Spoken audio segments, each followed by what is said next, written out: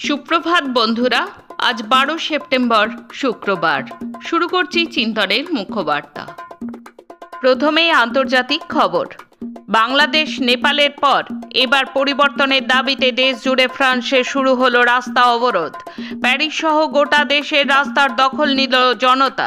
তবে বাংলাদেশ নেপালের সঙ্গে তফাৎ হলো ধ্বংসের পরিবর্তে রাস্তা দখল আন্দোলন বড় হয়ে দেখা দিল ফ্রান্সে। বুধবার লক্ষ লক্ষ মানুষের রাস্তা দখলের প্রধান স্লোগান ছিল প্রেসিডেন্ট ম্যাক্রোর পদত্যাগ চাই, এজন্য ব্লক এভরিথিং। সমাজ মাধ্যম থেকে ওই অবরোধ আন্দোলন ছড়িয়ে পড়লেও একে পূর্ণ সমর্থন দিয়ে রাস্তার অবরোধ আন্দোলনে অংশ নিয়েছে বাম, ফ্যাসিবাদ বিরোধী, কমিউনিস্ট, শক্তিশালী ট্রেড ইউনিয়ন এবং অতি বামেরাও। ম্যাক্রোর পদত্যাগ ছাড়াও পেনশন হ্রাস, বাজেট হ্রাস এর বিরুদ্ধে প্রতিবাদ, জ্বালানির মূল্য বৃদ্ধি রোধ সহ বিভিন্ন দাবি যুক্ত করেছে দেশের শক্তিশালী ট্রেড ইউনিয়নগুলি। নীতিহীন সুবিধাবাদী রাজনৈতিক অবস্থান মোদী সরকারের। প্যালেস্তাইনে ধ্বংসলীলা সমানে চালিয়ে যাওয়া ইসরায়েলের সঙ্গে ভারতের নতুন দ্বিপাক্ষীয় চুক্তি স্বাক্ষরিত হলো। দক্ষিণ এশিয়া সফরের অংশ হিসেবে ভারতে এসেছেন ইসরায়েলের অর্থমন্ত্রী। পারস্পরিক বিনিয়োগ এবং বাণিজ্য সম্পর্ক আরও উন্নত করতে সোমবার দুই দেশের মধ্যে একটি দ্বিপাক্ষীয় চুক্তি স্বাক্ষর হয়েছে।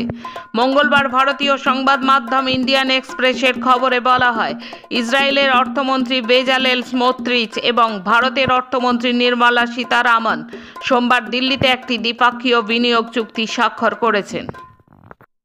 প্রথমবারের মতো চীন, রাশিয়া এবং মঙ্গোলিয়া যৌথ সীমান্ত প্রতিরক্ষা মহড়া সম্পন্ন করল। মঙ্গলবার চীনের সামরিক বাহিনী এই তথ্য জানিয়েছে। তিন প্রতিবেশী দেশের মধ্যে এই মহড়া তাদের ঘনিষ্ঠ নিরাপত্তা সমন্বয়েরই প্রতিফলন। সোম ও মঙ্গলবার এই তিন দেশের একটি অজ্ঞাত সীমান্ত এলাকায় বর্ডার ডিফেন্স কোঅপারেশন 2025 নামের এই মহড়া অনুষ্ঠিত হয়। চীনের পিপলস লিবারেশন আর্মি তাদের অফিসিয়াল উইবো অ্যাকাউন্টে দেওয়া একটি পোস্টে এই তথ্য জানিয়েছে। কাতারের রাজধানী দোহায় মঙ্গলবার প্যালেস্তাইনের স্বাধীনতাকামী গোষ্ঠী হামাস নেতাদের লক্ষ্য করে বিমান হামলা চালালো ইসরায়েল। কাতার এই হামলাকে কাপুরুষোচিত এবং আন্তর্জাতিক আইনের স্পষ্ট লঙ্ঘন বলে তীব্র নিন্দা জানিয়েছে। হামলার কথা স্বীকার করে নিয়েছে ইসরায়েল। এতে কেউ নিহত হয়নি বলে দাবি করেছে হামাস। রুশ প্রেসিডেন্ট ভ্লাদিমির পুতিনকে চাপে ফেলার কৌশলের অংশ হিসেবে মার্কিন প্রেসিডেন্ট ডোনাল্ড ট্রাম্প ইউরোপীয় ইউনিয়নের কর্মকর্তাদের চীন ও ভারতের ওপর 100% পর্যন্ত শুল্ক আরোপের আহ্বান জানালেন। মঙ্গলবার এক মার্কিন কর্মকর্তা এবং এক ইউরোপীয় ইউনিয়ন কূটনীতিক এই তথ্য জানিয়েছেন। প্রসঙ্গত, চীন এবং ভারত রাশিয়ার তেলের অন্যতম প্রধান ক্রেতা। আকস্মিক বন্যায় তলিয়ে গেছে ইন্দোনেশিয়ার দুটি জনপ্রিয় পর্যটন কেন্দ্র বালি এবং ফ্লোরেন্স দ্বীপ। এই বন্যায় অন্তত 6 জনের মৃত্যু হয়েছে এবং আরও 4 জন নিখোঁজ রয়েছে। বুধবার দেশটির দুর্যোগ ব্যবস্থাপনা সংস্থা এই তথ্য জানিয়েছে।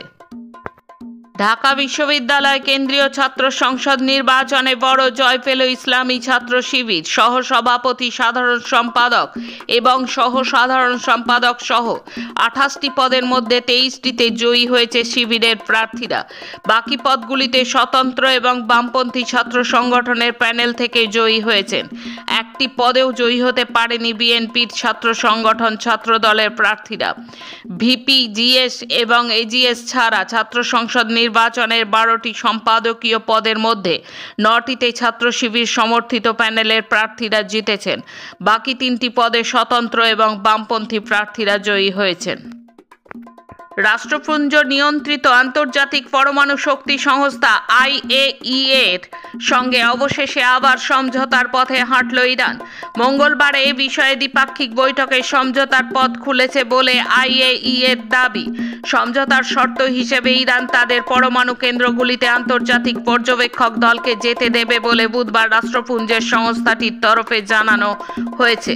এই সমঝোতা এমন একটি সময়ে এলো যখন ইরান ও আন্তর্জাতিক সম্প্রদায়ের মধ্যে পারমাণবিক কর্মসূচি নিয়ে উত্তেজনা বিরাজ করছে। যুক্তরাজ্য, ফ্রান্স ও জার্মানি 2015 সালে পারমাণবিক চুক্তির আওতা প্রত্যাহার করে জাতিসংঘের প্রধান নিষেধাজ্ঞাগুলো পুনর্বহালের প্রক্রিয়া শুরু করেছে বলে জানা যায়। IAEA এর মহাপরিচালক রাফায়েল গ্রোসির মতে এই চুক্তি পারমাণবিক কর্মসূচির বিষয়ে একটি সুষ্ঠু ও কার্যকর সম্পর্ক স্থাপনের সূচনা করবে। আসছি দেশের খবরে। ভারত মার্কিন যুক্তরাষ্ট্র বাণিজ্য চুক্তি নিয়ে শীঘ্র ষষ্ঠ দফার আলোচনা অনুষ্ঠিত হতে পারে বলে কেন্দ্রীয় সরকার সূত্রে খবর।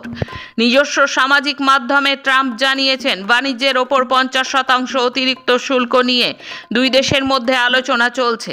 সেই আলোচনা দ্রুত শেষ হবে বলেও তিনি জানিয়েছেন। অন্যদিকে মার্কিন শুল্ক নীতির চাপের কারণে ভারতের যেই সব ক্ষেত্রগুলো ক্ষতিগ্রস্ত হয়েছে তাদের জন্য বিশেষ প্যাকেজ ঘোষণা করতে পারে কেন্দ্রীয় সরকার। সূত্রে খবর, সমালোচনার মুখে জিএসটির বোঝা কিছুটা কমানোর পর এই সিদ্ধান্তের কথা ঘোষণা করতে পারে কেন্দ্র। ফের বিজেপি শাসিত এক রাজ্যে পাশ হলো সংসদীয় শিল্প আইন। 8 ঘন্টা নয়, কাজের সময় বাড়িয়ে করা হলো 12 ঘন্টা। বুধবার গুজরাট বিধানসভায় যেই আইন পাশ হয়েছে সেখানে বলা হয়েছে রাজ্যের কারখানা শ্রমিকদের দিনে 12 ঘন্টা কাজ করতে হবে।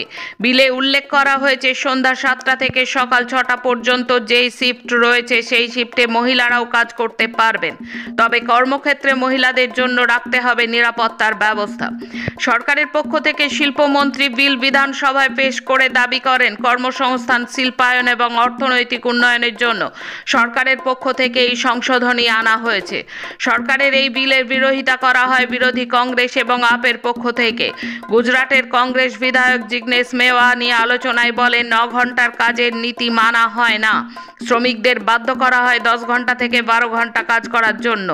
সরকারের এই নতুন আইনের ফলে তাদের দিনে প্রায় 14 ঘন্টা কাজ করতে হবে এবার থেকে। শ্রমিকদের অর্থনৈতিক উন্নতির বদলে তাদের ওপর মালিকের শোষণ বাড়বে। ওড়ার আগেই যান্ত্রিক গোলযোগ দেখা দিল এয়ার ইন্ডিয়ার বিমানে। বিমানের ভেতর তখন বসে যাত্রীরা। এসি বিভ্রাট হওয়ায় বিমানের ভেতরেও অপেক্ষা করতে হয় বলে অভিযোগ।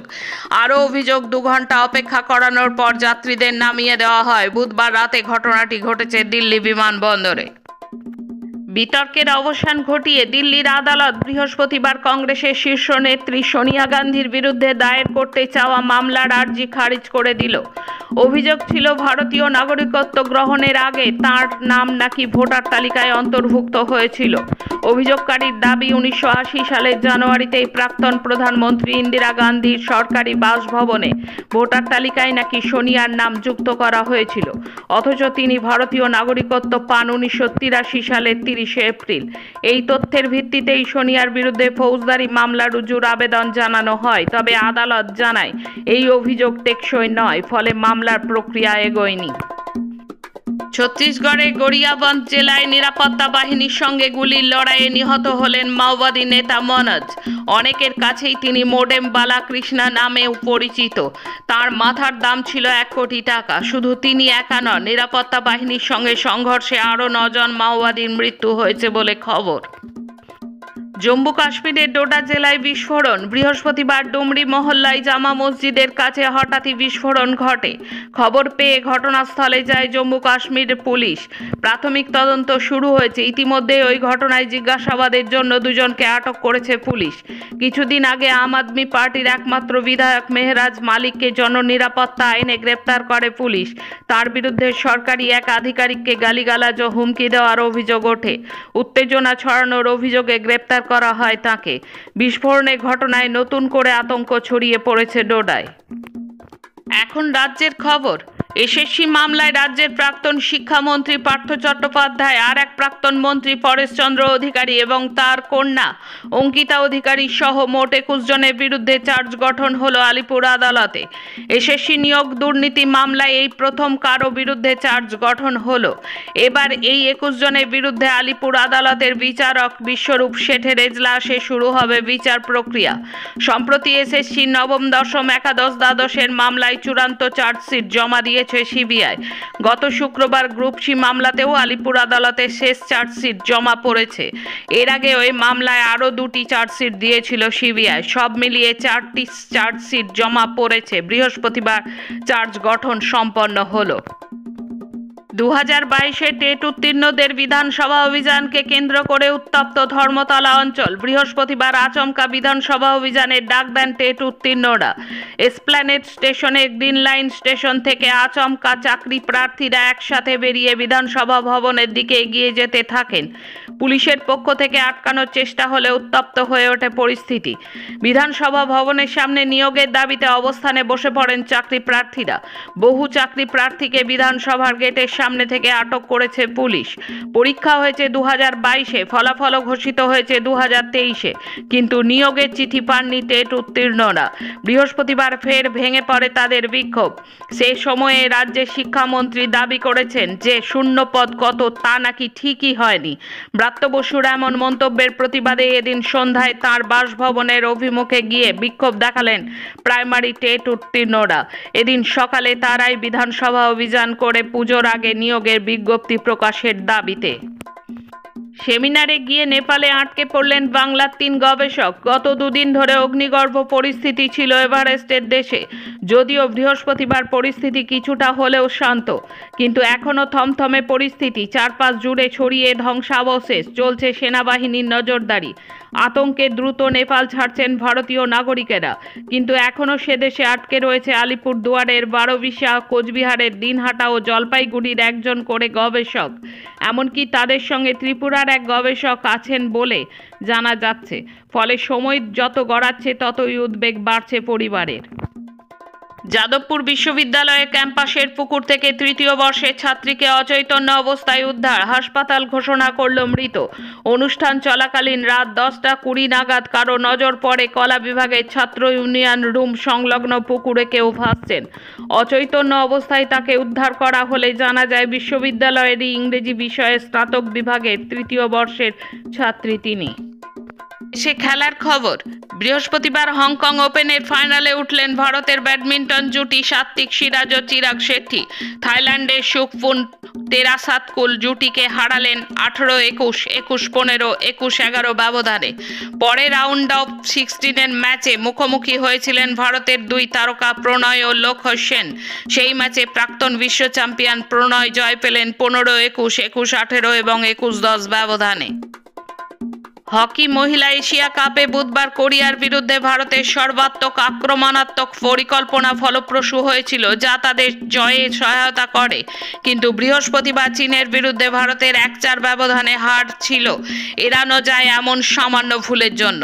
শালিমা তেতের নেতৃত্বাধীন ভারতীয় দল শনিবার জাপানের মুখোমুখি হবে। আজকের মুখ্য বার্তা এই পর্যন্ত। নমস্কার।